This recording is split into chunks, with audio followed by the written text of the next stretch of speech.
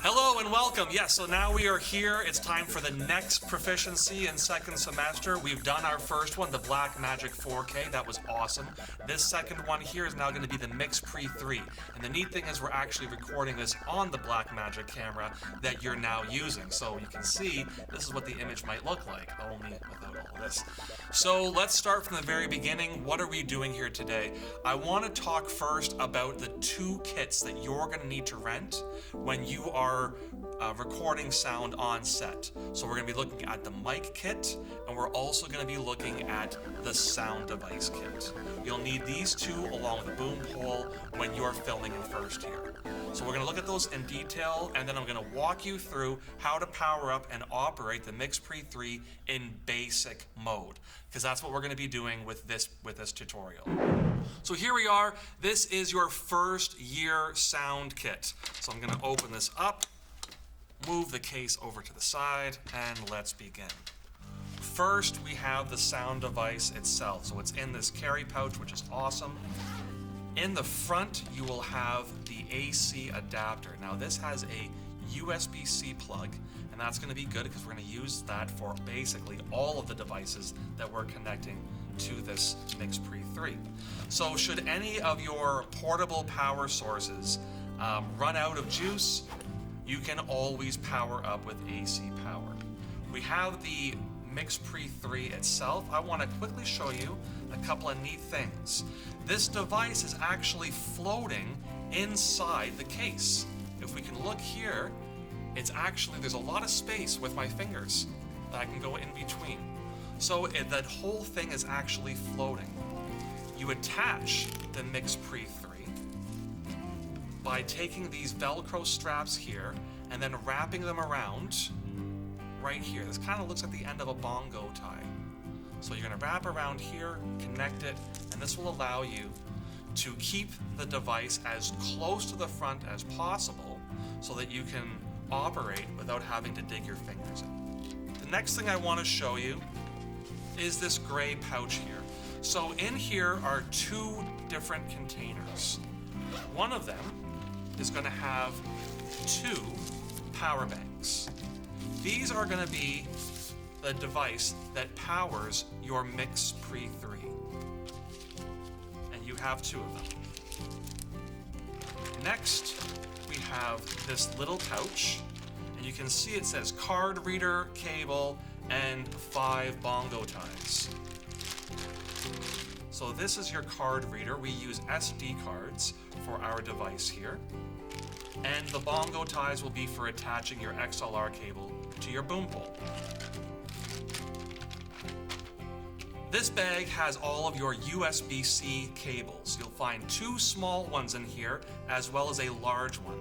The small ones are really nice if you are sticking the power bank into the front pocket of your pouch, and you'll only need the tiny little cable to reach to the sound device.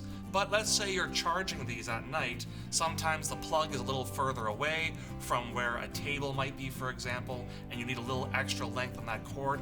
That's why we put the larger USB-C cable in this Ziploc bag for you. The last thing inside this is the cube, which will plug into the wall and allow you to charge through USB as well as USB-C.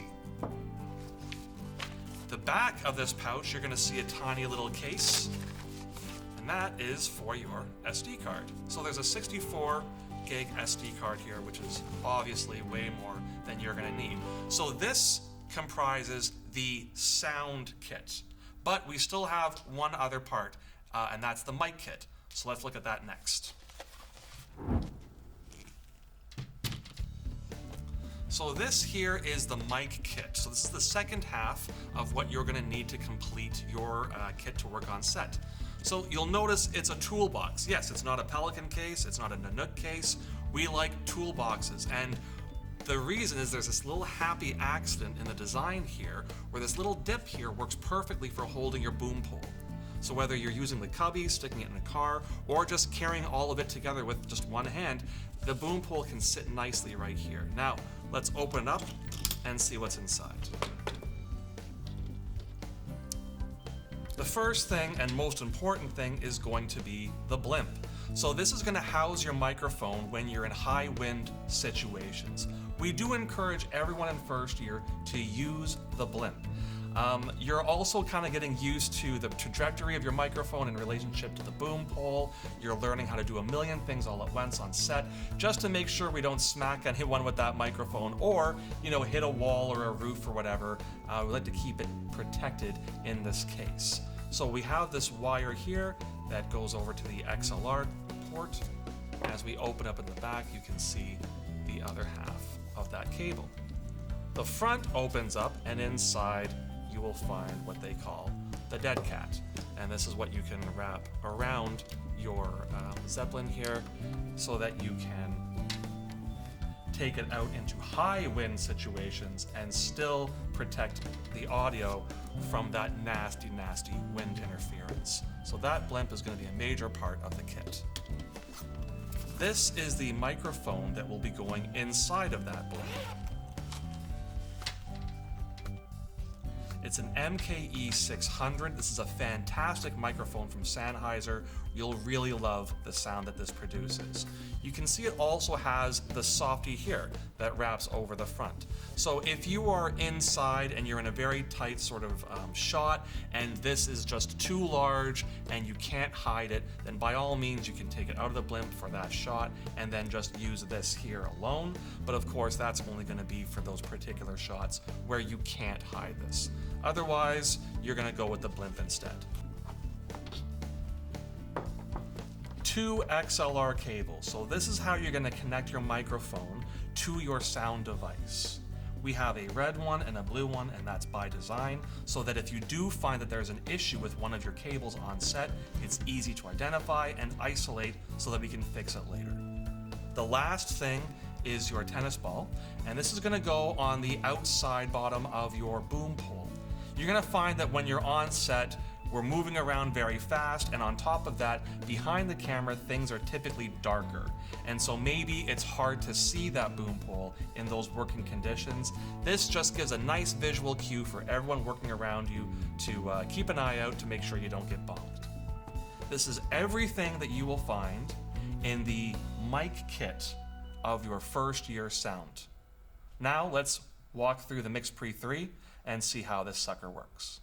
So this is it. This is your Mix Pre 3. It's not that much different in size from the palm of my hand. So it's pretty tiny. On the front here are these 3 dials. These are going to be how we control our gain, the volume of our microphone. We have a playback button, the stop button, and the record button.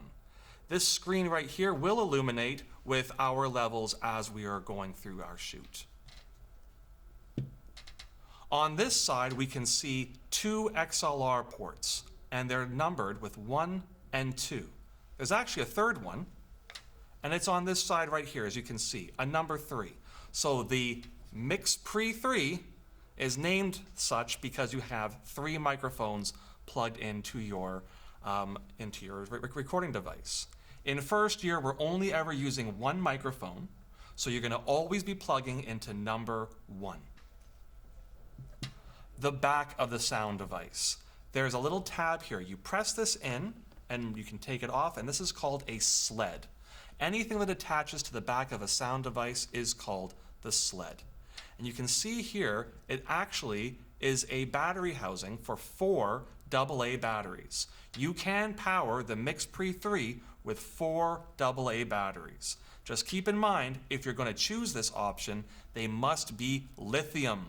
If they are not lithium AA batteries, this will work for maybe 3 to 5 minutes, and then it's going to shut off. So those alkaline batteries you get at the dollar store, these are not designed for the Mix Pre 3. You will need the lithium batteries. Behind that, you will see a spot, and that's going to be for your SD card. There's also this little Allen key here and screw.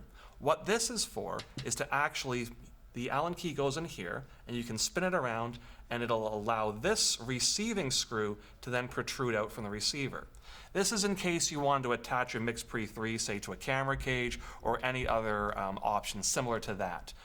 We don't really do that here, and so we keep our our Mix Pre 3 typically in the carry pouch, so that's not something you need to really worry about.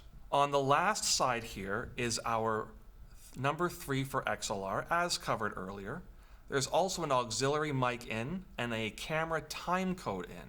Neither of these we will be using in first year, so again, you don't need to worry about it. This is going to be your headphone jack, and this will be your headphone volume. This also is going to work for your menu screen, and we'll talk about that later on. So with the SD card in, I'm going to put the sled back, and now let's power this thing up. This is one of the power banks, and there's a little button on the side here that you can press, and you should see some dots illuminate on the front. As you can see, 3 of 4 are illuminating. So what does that mean? Well, we're at about 75% power. More than enough for this test. There's USB and USB-C here. We, of course, use USB-C cables.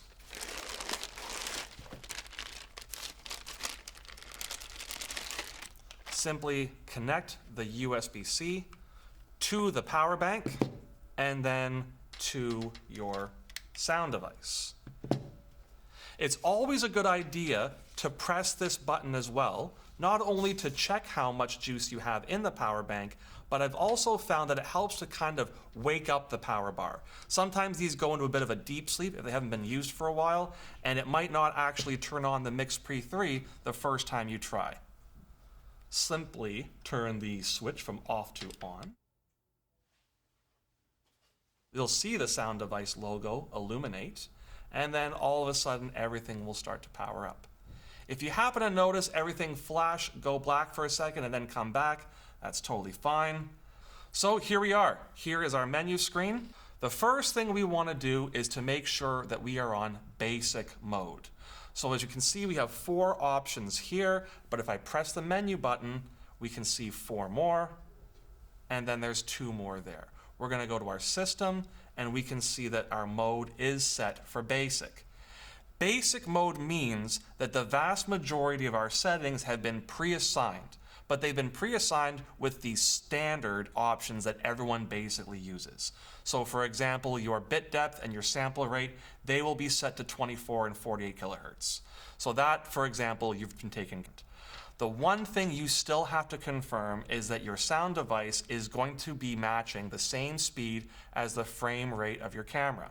So in order to do that, go to your time code, and you'll see right there your frame rate is currently set for 23.98. That's exactly what we want. So with that in place, your one option setting is ready to go.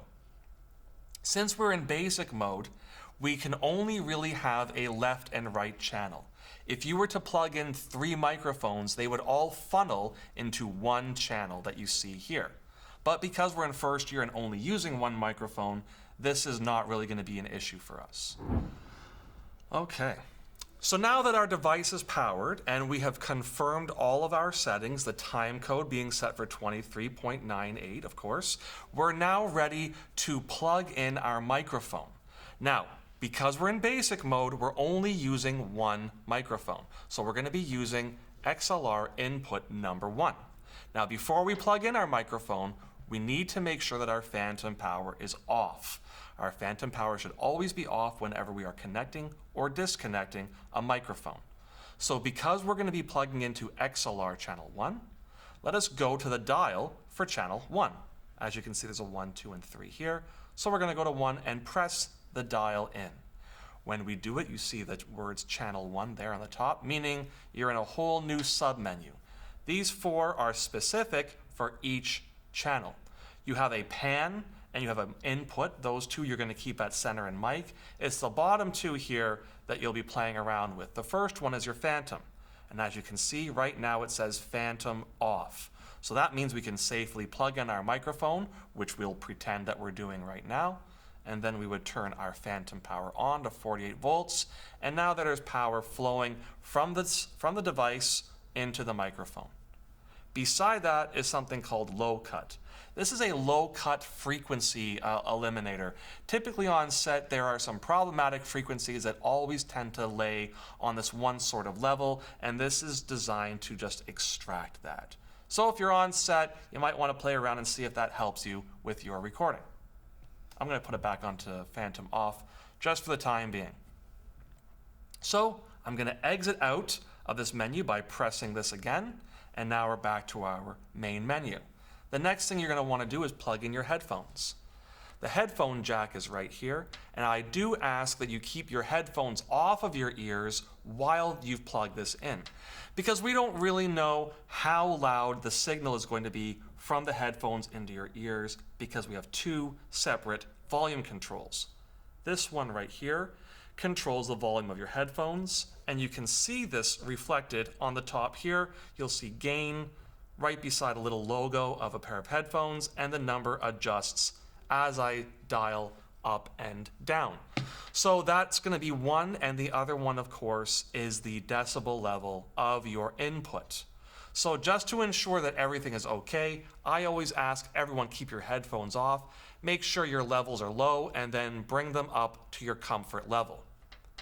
Once you have this in play, you can start recording. Of course, that's done by just hitting the record button, and then afterwards you can press stop. When you are finished, your director has said, that's a wrap, we're all done, we're good to go. The first thing you want to do, the very first thing every time, is turn off your phantom power. Once you've done that, you can start disconnecting everything, turning off the device, and then you can go over to your station and dump your footage. Once you've dumped all of your footage, I highly recommend you put the SD card back in the device and do one more thing before we pack it up completely. And that's to go back into our menu. And now we're going to go into the the bottom spot right here, and that's the SD card. You'll hit that, and then you can see from here, we have 61 gigs free of a total size of 62.3. So that means there's a little bit of footage on this SD card. We're going to go to Edit, and we're going to Format. The device is going to ask, are you sure? We're going to say yes. And it's going to say, are you like really, really sure? We're going to say really, really yes. And we're going to hit OK again. You can see now the device is formatting the SD card. It's now finished. It's been successful.